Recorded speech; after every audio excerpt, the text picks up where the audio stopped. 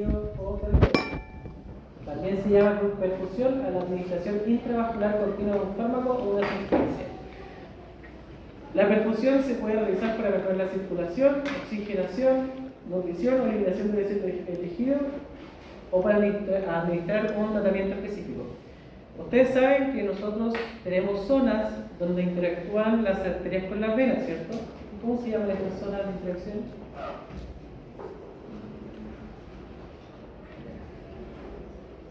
Tenemos capilares. ¿Ya? En estos capilares hay una interacción entre arterias y venas. Lo que nosotros queremos hacer en estos casos es ver cómo está en la perfusión, es ver cómo el medio de contraste va atravesando estas zonas donde hay perfusión, donde hay zona de entrega de nutrientes, oxigenación, etc. Como generalidad, la perfusión habla del volumen de sangre a través de una masa o tejido por unidad de tiempo, comúnmente medido en ml por 100 miligramos por minuto. ¿Ya? Está determinada por el requerimiento del tejido, ¿ya?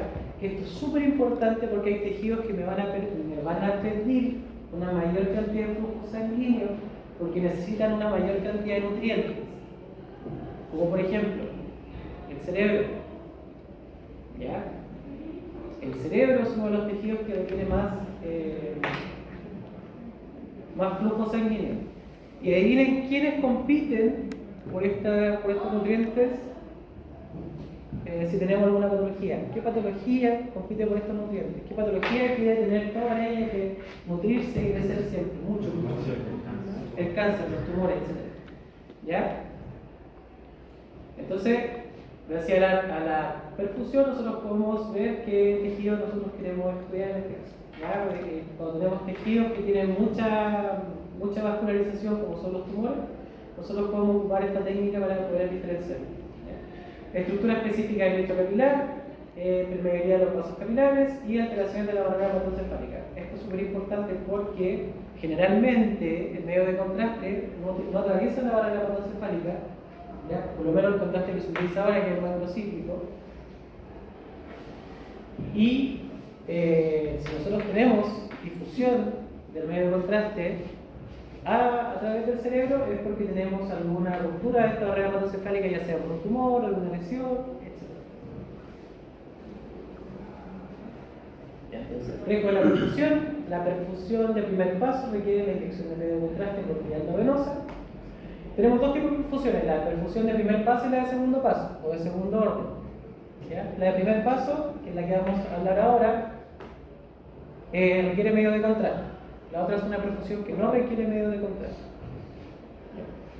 El medio de contraste utilizado en la resonancia magnética está basado en aluminio, que es una sustancia paramagnética, etcétera, etcétera, etcétera. ¿Ya tuvieron la clase de medio de contraste?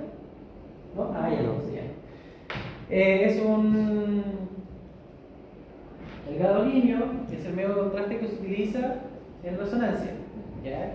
Que tiene una molécula que es paramagnética. Por lo tanto, las estructuras que son paramagnéticas en resonancia nosotros podemos verlas. ¿Por qué? Porque el medio de contraste disminuye los tiempos de relajación en las estructuras que se van diseminando. Entonces, si disminuye los tiempos de relajación, lo que hace esto es que hace que las estructuras se vean hiperintensas.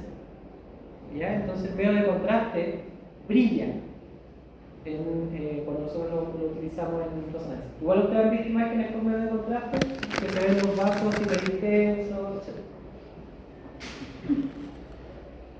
Las precauciones con el gadolinio es considerado muy seguro, de hecho es mucho más seguro que el medio de contraste iodado. Las reacciones adversas tienen una prevalencia del 0,17 al 2,4% y casi siempre son leves, mareo, náusea. Ya, con la prurito.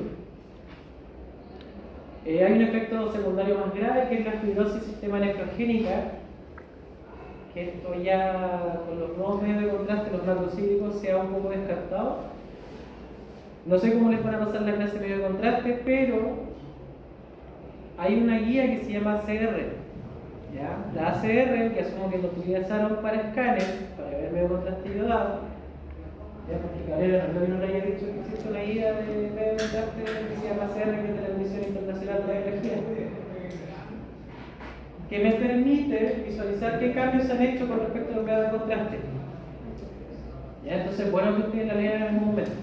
Y dice que ya el efecto secundario de la fibrosis sistémica nefrogénica con los nuevos medios de contraste basados en gadolinio, que son macrocíclicos y no lineales, esta tasa es muy despreciable. ¿Ya? Entonces, las pautas de conducta ante la división de contraste en los pacientes con insuficiencia renal, según el lugar donde ustedes trabajen, está contraindicado utilizar el medio de contraste basado en gadolinio a pacientes que tengan insuficiencia renal severa, entonces una tasa de filtración de menos de 30. Si tú das una tasa menos de 30, no se inyecta medio de contraste en algunos lugares. ¿Ya? El medio de contraste basado en gadolinio no es como el yodado, entonces yo no lo voy a eliminar a través de la diálisis. Entonces por eso no hay como acá una diferenciación donde, si el paciente tiene menos de 30, le pregunto al médico, al nefrólogo, le inyectamos igual, no. ¿Ya? Y les va a pasar que les van a decir, no, pero inyectenle igual. ¿Ya? Y ustedes tienen que saber que no se puede hacer eso. Contraindicaciones en pacientes con riesgo alto, pacientes con trasplante renal o hepático, contraindicación medio contraste a pacientes menores de 1 año. Cuando tenemos una filtración glomerular menor a 30, hay que tener mucho cuidado, hay que ver si lo hacemos o no. Depende del lugar donde ustedes trabajen. Hay lugares donde no se hace y lugares que sí. La ACR de este año dice, usted inyecta la cosa. Literalmente dice, lo mismo que tiene insuficiencia renal, lo mismo que tiene cualquier problema, usted inyecta la cosa. ¿Por qué? Porque los medios de contraste actuales son más estables, son moléculas que son cerradas. No han visto medio de contraste todavía, pero hay dos medios de contraste, que está lineal, que la estructura de la línea está suelta y está al final de la cadena, ¿ya?, atómica. En cambio hay otra que es macrocíclico, que la estructura de gadolinio se encuentra encerrada, ¿ya?, dentro de esta estructura. Entonces es más difícil que se libere esa estructura de sangre porque el gadolinio es un metal y los metales en el cuerpo son tóxicos.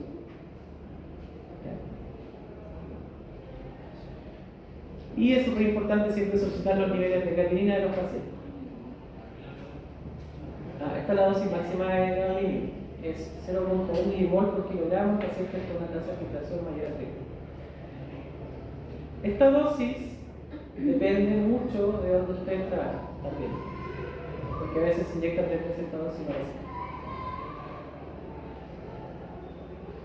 Preparación del paciente para la perfusión. No se requiere una operación especial respecto a otras pruebas de resonancia, el mismo cuidado en la operación que cualquier otro estudio de resonancia magnética. El paciente no tiene que estar ingresado, por lo tanto no tiene por qué estar hospitalizado, sino que puede hacerse de forma ambulatoria. No es una técnica complicada de realizar, pero hay secuencias específicas ya que se deben utilizar y con una cierta inyección, un inyector, que puede ser un TENS, puede ser una inyectora, puede ser usted mismo, etc. Y es una secuencia que es muy rápida. La preparación previa a cualquier estudio con medio de contraste es, si el paciente es mayor a 70 años, pedirle una CREA, pedirle al paciente que venga en ayuna, ¿ya? Y sería, no hay ninguna nada más. Y el tema también de que el ayuno tampoco ya es necesario porque el medio de contraste se demostró este año, también este año, toda mucha información muy interesante. Se demostró este año que no está relacionado con la tasa de aspiración después de los pacientes vomitados. ¿Ustedes sabían por qué nosotros tomamos ayuno? Porque generalmente el medio de contraste, como tiene un riesgo de generar vómito o náusea, el paciente vomitaba y el paciente había comido, el paciente al vomitar puede también hacer una aspiración para poder respirar y eso se puede dar al pulmón. Entonces nosotros pedíamos ayuno. Pero se demostró que el vómito que se da por el tema del uso medio de contraste no está relacionado directamente con esta neumonía aspirativa que se generaba por el aspirar cualquier elemento que haya consumido el paciente. Entonces tenemos 3. Vamos a tener un contraste dinámico, una perfusión dinámica a través de susceptibilidad magnética, donde vamos a aprovecharnos del artefacto de susceptibilidad magnética para ver ciertas curvas, un realce dinámico con contraste y un marcador arterial de Stevens.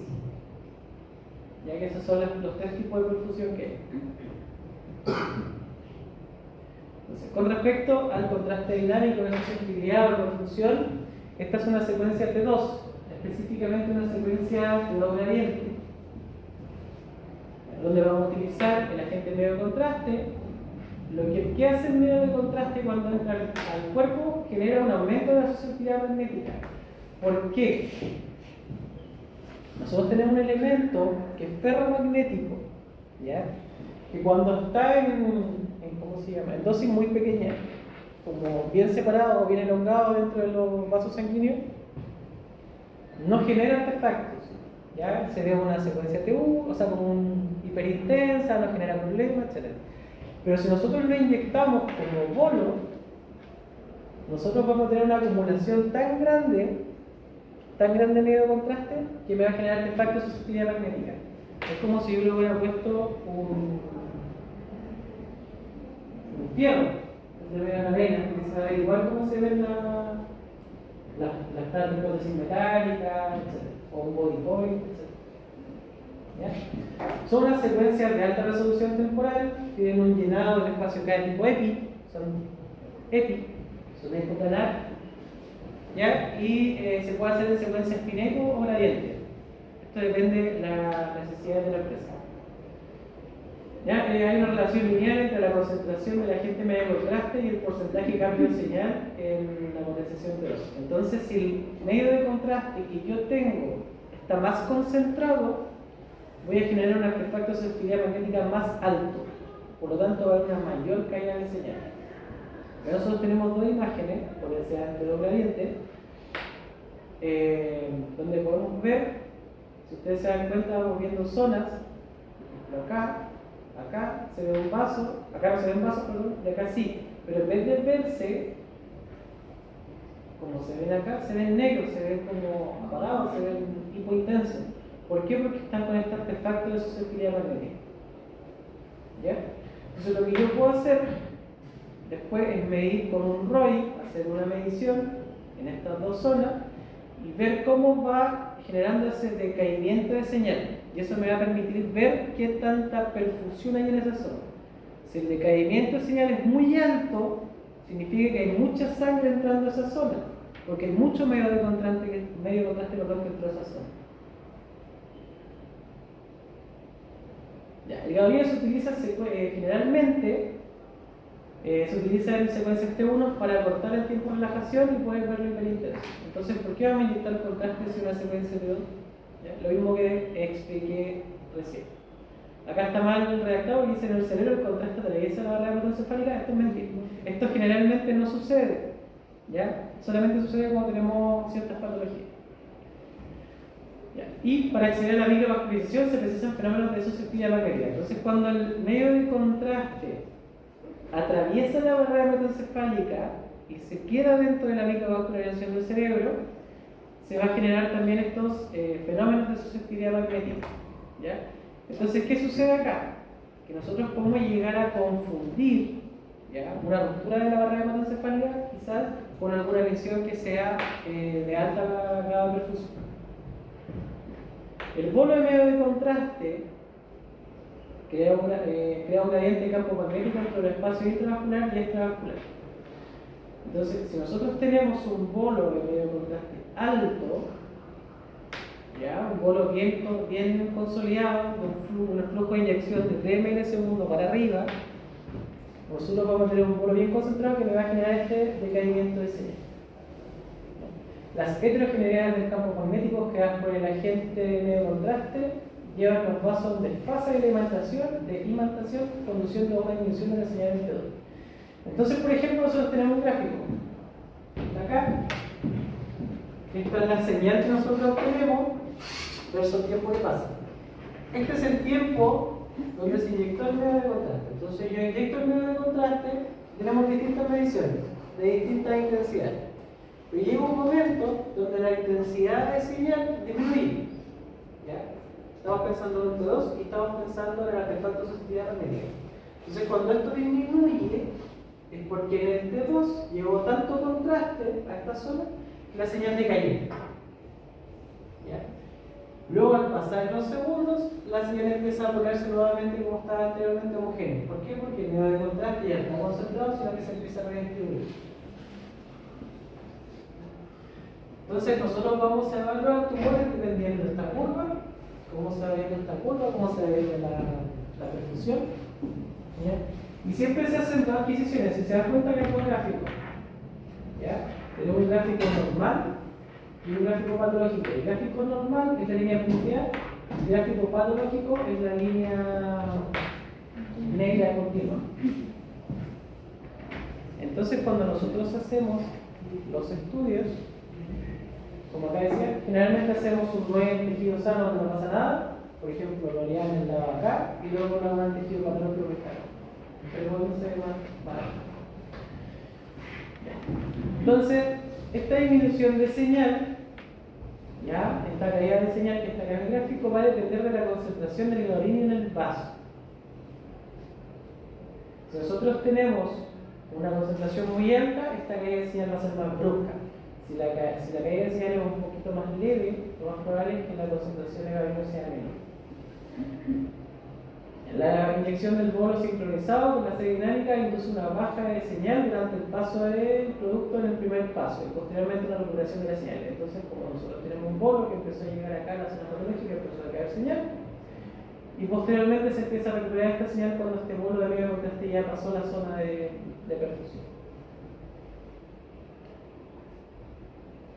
Para poder hacer una buena perfusión, un buen estudio con medio de contraste, se necesita tener una buena vía venosa, por lo tanto necesitamos personal preparado para poner vía venosa. No sé si ustedes han puesto alguna vez una vía venosa, asumo que algunos sí, algunos no. Es la desdicha de algunos, la fortuna de otros. Ya esperemos que en las prácticas los dejen escuchar. Tener siempre preparado un inyector con gadolinio y suelo salino, perdón. Este suelo me va a permitir empujar este bolo de medio de contraste. Las dosis de gadolinio son de 12 ml por kilogramo o de 0,1 ml por kilogramo. Si ustedes lo calculan, si un paciente pesa 70 kilos y estamos poniendo 0,1 ml o 1 milimol por kilogramo, va a ser de 7 ml. Entonces la cantidad de medio de contraste que nosotros ponemos muy poca. ¿Ya? Versus, por ejemplo, escáner que ponemos 100 ml o 70 ml. Acá vamos a poner 7 ml. Si es de 0,2 van a ser 14 ml si el paciente pesa 70 kilos. ¿Ya? Y el flujo, lo ideal es que sea de 5 ml por segundo. ¿Para qué? Para enviar todo este medio contraste como bolo y que me genere el artefacto de susceptibilidad magnética. Los cortes se califican en axial y si no es posible cubrir todo el cerebro, lo más importante es centrarse en la zona patológica, siempre manteniendo el grosor, angulación y espacio entre cortes que las secuencias que tocaron anteriormente. ¿Ya? Si usted hizo un axial T2, un axial T1, después le hizo una DIFU, le hizo un T2 gradiente o un sweep, lo importante es que estas imágenes siempre sean comparativas una con otra, ¿ya? Siempre estén relacionadas una con otra. Entonces, esto es como general, sí, no es estrictamente como un estricto, ¿ya? Un TR más o menos de 1500, un tiempo de 40, un Eco Train Length de 160, que es un parámetro bastante alto, grosores de corte de 3 a 5 milímetros, dependiendo del paciente y el cerebro del paciente. Si es un paciente pediátrico, utilizar 3, si es un paciente adulto normal, utilizar 5, está bien. Corte de 30 a 40, un foco de 240 por 240, una matriz de 192 por 192. Acá no me interesa mucho la resolución espacial, ¿ya? Porque generalmente las lesiones que yo voy a estudiar con perfusión son lesiones que son más grandes. Entonces, solamente quiero ver si esta lesión capta o no medio de contraste. ¿Ya? Una ancho de banda de 160. Si ustedes se dan cuenta que dice la secuencia se repite 50 veces y tarda un máximo de 1 minuto y 30 segundos. Entonces, ¿qué pasa? Es una secuencia que va a tomar imagen, tomar imagen, tomar imagen, tomar imagen, tomar imagen, y esto muy rápido, con una diferencia casi de 2 segundos por imagen. Y así yo voy a poder generar la curva. Aquí está el rate de inyección, la velocidad de inyección de 3 cc por segundo, de 5 cc por segundo. Va a depender de ustedes. Flipanos de 30, una secuencia de combinado EPI, puede ser espineco, puede ser gradiente y un dos de multisex. La dosis de gadolinio, que dice 0,1 milimol por kilogramo, va a depender de cuál es la concentración de medio de contraste que yo tengo. ¿A qué se refiere esto? Ustedes se acuerdan que ustedes tenían medios de contraste ayudados que tenían distintas concentraciones, como el Bicipaque, que es de 320, tenemos la Omnipaque, que es de 290, etc. Ya, en resonancia pasa lo mismo, solo que acá tenemos el gadolinio normal es de 1 milimol por ml, ¿ya? Pero hay otro que tiene una concentración menor, que es de 0,5 milimol por ml. Entonces el que es de 1 le vamos a poner una dosis de 0,1 milimol por kilogramo. Pero el que tiene una concentración que es de 0,5 le vamos a poner el doble. Entonces le vamos a poner 0,2 milimol, 0,2 milimol por kilogramo. Mucho claro. Ya, parámetros de la secuencia, se puede enviar la secuencia en vacío para comprobar la cobertura y calidad de imagen. Una vez comprobada la fiabilidad de la secuencia, se envía el programa inyector. ¿A qué se refiere con esto? Se puede enviar la secuencia en vacío. Es como que yo lanzo la secuencia sin inyectar medio de contraste, ¿ya? Para poder ver si tengo algún artefacto, si se envuelve, si estoy haciendo bien la cobertura, ¿ya? Entonces es como hacer una prueba antes de hacer la secuencia de perfusión. ¿Ya? Entonces luego de haber probado la fiabilidad, se activa el programa de inyector, se envía la secuencia, se espera que pasen 3 fases y se lanza el medio de contraste. Las fases se pueden ir viendo en tiempo real. Entonces yo voy viendo, el resolador me dice, yo hago una fase, después dice 2 fases, 3 fases. Cuando llega a la tercera fase, inyecto medio de contraste. ¿Para qué? Para darle un baseline, para darle una línea de base. Una base donde el medio donde yo estoy estudiando no tiene esta caída de perfusión. Ya, se puede ver las imágenes en tiempo real. Esta espera mínima nos permitirá obtener una buena línea de base. Finaliza la secuencia y se sigue con el protocolo. Entonces, si sigue con el protocolo, me refiero como la adquisición del cerebro. Antes de finalizar el estudio, se comprueba que todas las imágenes externas construidas suelen ser unas 800 imágenes. No es necesario que las revisen todas, sino que vean que las imágenes están bien, que pasó el medio contraste y ya con eso estamos ok. Entonces, estos parámetros que están acá, estamos hablando de K-trans, de volumen total celular, el tiempo medio de transmisión de sangre también. Estos parámetros yo no se los voy a preguntar, ¿ya? Pero sí es necesario que entiendan a qué hace alusión cada uno, qué significa cada uno. Entonces, el volumen sanguíneo cerebral es el volumen total del cerebro y contiene una determinada zona del cerebro y se mide por mililitros de sangre por 100 miligramos de tejido. O sea, 100 gramos de tejido cerebral. Que va a ser este que está acá. Ya, donde yo voy a poder ver, en esta zona, por ejemplo, lo más probable es que haya un tumor. Ya, el volumen total de sangre que está llegando al cerebro en esta zona. Ya. El tiempo de tránsito medio hace alusión a este que está abajo. Es como la zona donde hay mayor pérdida de señal. Entonces, donde hay mayor pérdida de señal, este mapa está como, es un mapa invertido. Entonces, donde está rojo, hay mayor caída de señal, y donde está verde es donde la señal es normal. ¿Ya? Entonces, esta zona requiere el pic máximo, donde yo obtuve la mayor caída de señal. ¿Ya? Y el flujo sanguíneo cerebral es el volumen de sangre atravesado por una determinada zona cerebral, etcétera, etcétera, etcétera. Este ve cómo es el flujo en esta zona, cómo va siendo el flujo y en qué zonas hay mayor flujo y qué zonas hay menor. Entonces, esto me permite a mí visualizar si la zona que yo estoy estudiando tiene vascularización o no. ¿Ya? Entonces, por ejemplo, acá se ve que se nos hace. ¿Cómo? Sí. ¿Ya? Entonces tenemos acá un seno, acá tenemos el seno transverso, entre comillas, que no se ven bien. ¿Ya? Este es un vértigo lateral del lado derecho. Tenemos una masa, está desplazando la línea media del cerebro hacia la derecha. Si nosotros podemos estudiar esta parte, podemos estudiar todo lo que sería el flujo del cerebro. Recuerden que esta es una técnica entre dos. Ya tenemos el tiempo de llegada, que va a ser, vamos a tener distintos factores, que vamos a tener en esta curva, que nosotros podemos ir estudiando, que el tiempo de llegada, que sería el tiempo que se demora, ya desde que nosotros inyectamos medio de contraste hasta que empezó a decaer esta curva. ¿Ya? El time to peak, cuánto tiempo se demoró en llegar al peak, ¿ya? De decaimiento de señal. La integral de mejora negativa, que sería desde cuándo empezó a mejorar este peak, este inverso. El tiempo de tránsito medio, que sería lo mismo que el time to peak.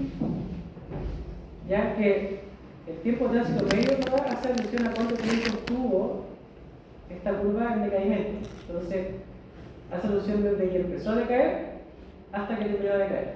Aquí, hasta acá. Ya el flujo de sanguíneo cerebral, que es ver todo el flujo como se va moviendo, y el volumen sanguíneo cerebral total, que se puede estimar también a través de la zona bajo la curva.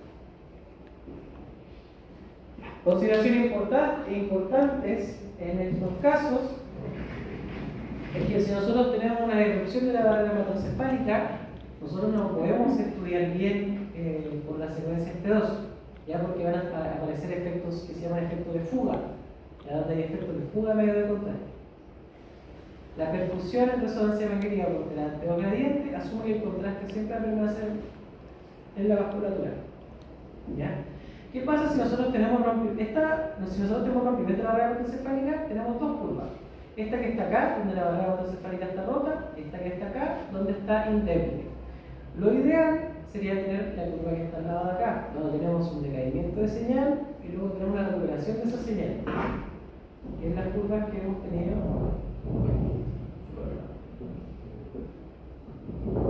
anteriormente, donde cae y luego se recupera. ¿Ya? Si nosotros tenemos una ruptura de la barrera hematocefálica, vamos a tener un decaimiento de señal y vamos a tener una recuperación constante, muy constante en el tiempo. ¿Ya? Se va recuperando, pero muy lento. Entonces no vamos a tener una caída brusca en una recuperación. Esto es cuando hay ruptura de la barrera hematocefálica. Los efectos de fuga, en teoría, todos los vamos a ver un poquito más adelante.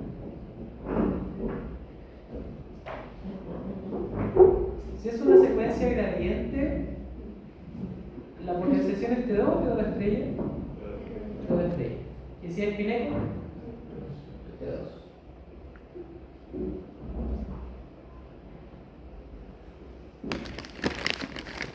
Implicaciones de la técnica. Tenemos los valores obtenidos son relativos, se coloca como un ROI en el tejido patológico y otro punto lateral del tejido sano. Esto para tomarlo como referencia y obtener valores relativos. ¿Ya? Nosotros vemos estos artefactos de susceptibilidad magnética producidos por sangrados también, calcificaciones, susceptibilidad entre y huesos. ¿Qué pasa con estos artefactos que me impiden visualizar bien ciertas zonas? ¿Ya? Entonces, si nosotros vamos a hacer una perfusión, pero justo el tumor que tenemos está sangrando, lo más probable es que podamos falsear información. ¿Ya? Estas son las limitaciones de la técnica de T2 Spray. Tenemos el efecto de fuga, si no tenemos permeabilidad de la barrera hematocefálica, entonces vamos a tener pitfalls relacionados con los efectos, etc. ¿Y qué pasa si yo tengo una tasa de inyección menor a 3 ml segundos? Podemos ocasionar una subestimación de los valores, ya del volumen sanguíneo cerebral. Entonces podemos falsear información porque el bolo no fue correctamente administrado. ¿Ya? Entonces por eso se intenta siempre que esta inyección sea a través de inyectora y no de inyectora humana. ¿Ya? Que no sea un personal que esté trabajando allí que lo haga, que haga esta inyección, sino que lo ideal es que sea con inyectora. Si no tenemos inyectora, obligado a ocupar una persona, pero que el bolo sea lo más rápido posible. ¿ya? Que empuje el bolo lo más fuerte posible y que luego eso tiene que pasar al suelo. Ya, primero veamos el efecto de fuga en T2. Nosotros tenemos un meningioma, ya en esta zona, tenemos una lesión. Este es el meningioma sin haber captado medio de contraste. Luego, viendo en el tiempo, como este va aumentando la captación de medio de contraste. De hecho, si se dan cuenta, este es como la extensión de los 20 segundos, donde no hay medio de contraste todavía, y luego está el decaimiento de la imagen o de la curva, que va a ser a los 35 segundos, ya estamos en el fondo de la curva, y luego esto se empieza a. Esta curva empieza a subir lentamente, no rápidamente como lo vimos anteriormente. Entonces, nosotros podemos darnos cuenta que los meningiomas pueden romper la barrera hematoencefálica, lo que produce que esta perfusión no sea óptima. ¿Ya? Entonces, tenemos aquí esta imagen que no tenemos todavía de artefacto susceptible magnética, pero luego al momento que va a empezar a llegar el medio de contraste y empezar a haber más captación, vamos a ir perdiendo señal.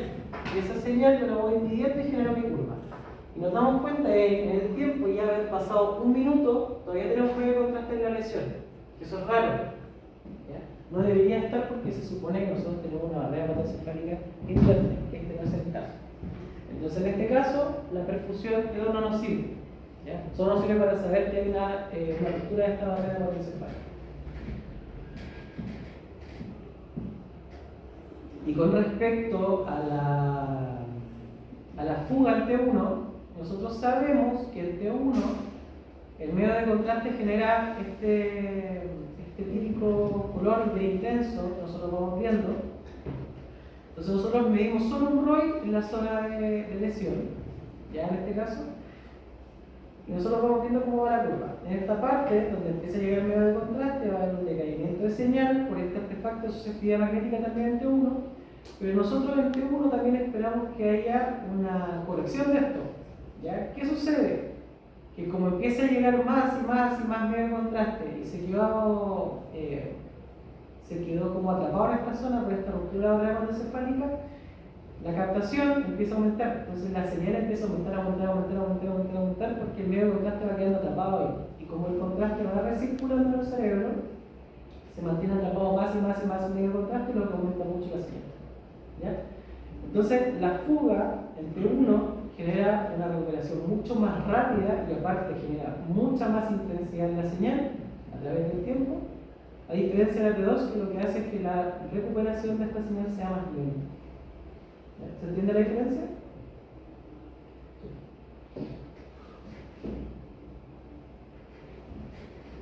Ya. Esto me permite, esta técnica me va a permitir ver la determinación de ciertos tumores en el cerebro. Por ejemplo, el tumor que está acá en el lado izquierdo, que es un glioma, eso lo tenemos acá. ¿Ya? Nosotros podemos ir a hacer esa medición, podemos ir viendo ya.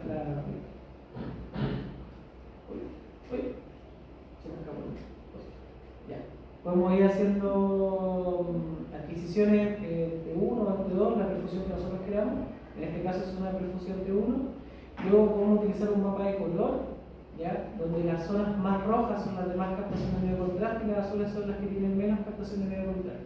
Nosotros podemos ver que este tumor que está acá, que se ve verde, ya tiene una captación mayor de medio de contraste y es homogéneo. Si se dan cuenta, es todo homogéneo. Ya esta captación es más homogénea.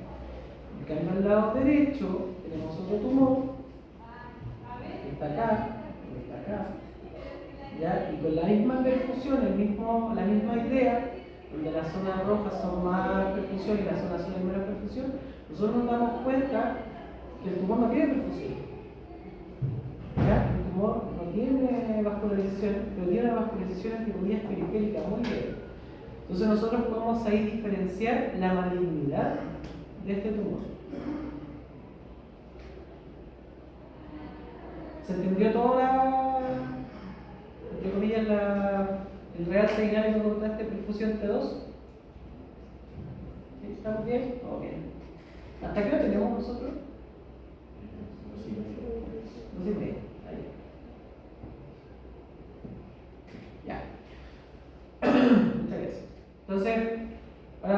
la perfusión por el T1. ¿Ya? Mide los cambios en el T1 en los tejidos a lo largo del tiempo después de la administración de un bolo de gadolinio. El grado de realce de contraste va a depender del flujo sanguíneo, tamaño y número de vasos y la permeabilidad, igual que anteriormente. La secuencia utilizada en este caso es una secuencia de alta resolución temporal.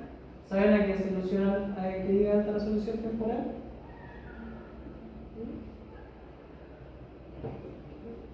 ¿Elaboración del examen? El tiempo de adquisición entre cada imagen, pero es alto o bajo. Es más bajo. ¿Ya? Este término tiene a confundir a los estudiantes porque si nosotros tenemos una alta resolución temporal, que es lo que nosotros buscamos, el tiempo es más favorable, ¿sabes? Entonces el tiempo en cada adquisición es más bajo. ¿Ya? Entonces nosotros buscamos una secuencia que tenga tiempo de adquisición entre cada imagen entre 1 a 3 segundos. ¿Ya? Es un spoiler gradiente 3D. Potencial. Ya. Entonces tenemos ciertos tipos de evaluaciones. Ya, donde tenemos el flujo sanguíneo normal. Nosotros vamos a inyectar medio de contraste y dentro del tiempo se supone que el medio de contraste va a ir generando, o sea, va a ir aumentando, perdón, esta concentración en la sangre a través del tiempo. Entonces cuando empieza a pasar tiempo, la cantidad de medio de contraste aumenta mucho y luego el medio de contraste disminuye. La línea azul es la cantidad de medio de contraste. Entonces va subiendo mucho y después se empieza a disminuir. ¿Ya? Luego, la parte arterial, que es lo rojo, es cómo el contraste se va concentrando en las arterias. El verde es cómo este tejido o acumula medio de contraste o no. Y el morado es cómo el contraste va circulando. Entonces nosotros tenemos un medio de contraste que es el azul, que aumentó mucho su concentración en la sangre, lo que hace que justo en la parte arterial aumente mucho su concentración, pero también baje muy rápidamente. ¿Ya? Y a la vez que va bajando esta concentración arterial, va también aumentando la acumulación en los tejidos intersticiales. ¿Ya? Luego, tenemos que ver que también tenemos una recirculación. Esta recirculación hace que si tenemos, como habíamos hablado anteriormente, una ruptura de barrera hematoencefálica, se haga acumulación de medio de contacto. Perdón si muevo mucho, me cae la cara. Tengo piruillo. Ya. Esta es una evaluación simple. Y esta es la evaluación para hacer un estudio más semi-cuantitativo. La misma idea. Tenemos ejemplos, no sé si conocen los términos guachín y guachao, que se ocupan tanto en... ¿No? ¿Sí? Ya. El guachín es guachín. Es como va llenando el medio de contraste a esta zona y se va captando esta zona de medio de contraste, como va llenando el medio de contraste. Y luego el watch out es como va saliendo el medio de contraste de esta zona. ¿Ya? Nosotros podemos medir el área bajo la curva de esta zona, ver cuánto tiempo nos demoramos en el pic de la curva, cuánto nos demoramos en llegar al pic, cuánto tiempo se demoró en llegar al medio, ¿cómo se llama? En llegar el medio de contraste a la zona de estudio, ver cuál es la zona de máxima intensidad también. Pura tontería. Acá hay unos factores que es importante que se los sepan, porque el rato se los va a preguntar. ¿Ya? Porque al rato le encanta esta pregunta. Ya, entonces, el factor K-trans es el constante de transferencia gadolinea. Entonces, ¿qué hace alusión el constante de transferencia gadolinea? Es que tanto gadolinio va a ir pasando al plasma celular. Ya, entonces, K-trans, el constante de transferencia de cómo va a ir moviéndose este gadolinio desde los vasos sanguíneos hacia la zona del plasma celular. El Kep, es el constante de tiempo de reflujo gadolinio.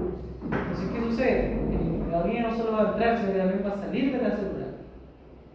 ¿Ya? Entonces, esto va a ser también el constante de transferencia o de tiempo donde el gadolinio salió nuevamente al flujo sanguíneo. Entonces, aquí estamos hablando de recirculación. La tránsita y que habla de la recirculación. Cómo va llegando el medio de contacto a través de la transferencia y cómo va saliendo nuevamente hacia los vasos sanguíneos. ¿Ya?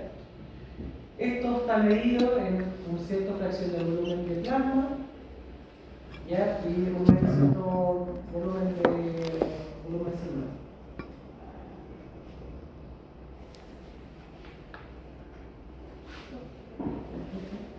Ya.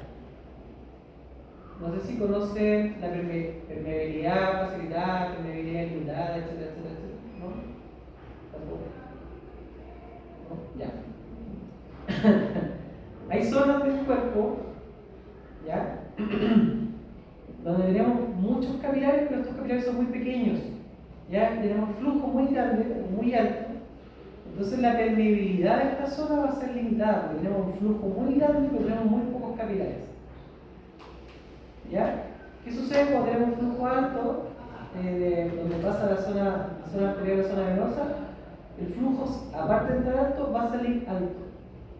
¿Ya? La permeabilidad es menor, pero el flujo sigue saliendo alto. Cuando la permeabilidad es muy grande, ¿ya? ¿Qué significa eso? La permeabilidad genera que en la zona donde nosotros estamos visualizando haya una mayor distribución de los nutrientes o una mayor distribución de cualquier tipo de factor sanguíneo que nosotros estemos diseminando a través de la sangre. Y entonces, si la permeabilidad de esa zona es muy alta, si entra mucho flujo, va a salir muy poco flujo, porque mucho de este flujo se quedó atrapado dentro de esta permeabilidad. O sea, más que atrapado, se fue liberando, ¿ya? Dentro de esta zona. ¿Se entiende?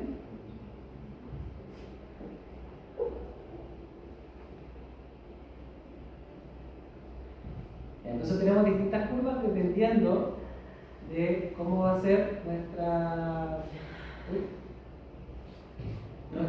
permeabilidad. ¿Ya? Entonces, en teoría, si nosotros tenemos, primero la última curva, si nosotros tenemos una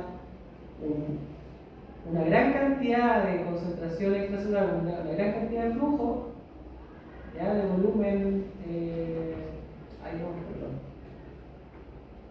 Espérenme un segundo. Y ahora sí, si nosotros tenemos un alto volumen de concentración plasmática, ¿ya? La salida de este plasma, o sea, salida hacia los otros capilares, va a ser disminuida. ¿Ya? También, si nosotros tenemos mucha concentración de gadolinio,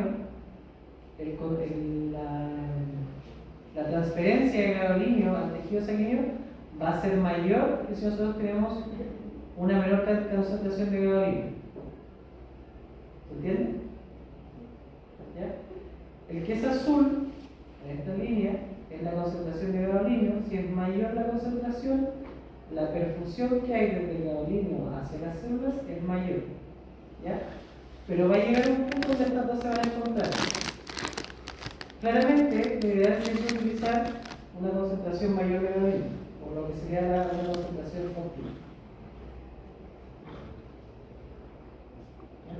Y con respecto al volumen o al gadolinio que va llegando a la zona extracelular, nosotros damos cuenta que si tenemos una mayor concentración de gadolinio va a llegar un momento donde llega un pic, pero luego se estabiliza en el tiempo. Y este pic va a ser mayor a que si nosotros utilizamos una concentración menor. ¿Ya?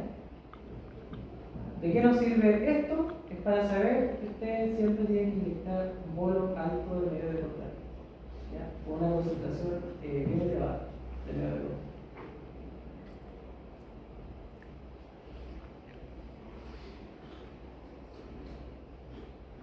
Ya. Entonces, volvamos atrás.